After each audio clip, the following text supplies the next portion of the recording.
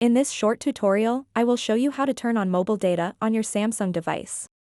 Many Samsung phones have a quick settings panel that allows you to easily toggle mobile data on and off, but if you're unable to find the icon or it's not appearing in the usual place, don't worry, I've got you covered.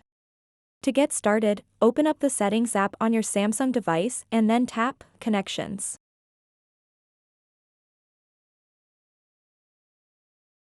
After that, tap Data Usage.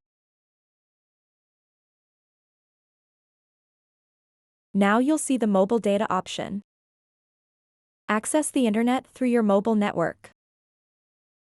To turn on mobile data on your Samsung device, simply toggle on this switch over here. So that wraps up this tutorial. If you have any questions about this whole process, please let me know in the comments section below. And if this video helped you out, please give it a big thumbs up and subscribe to this channel for more tutorial videos like this one. Thank you so much for watching and have a good day.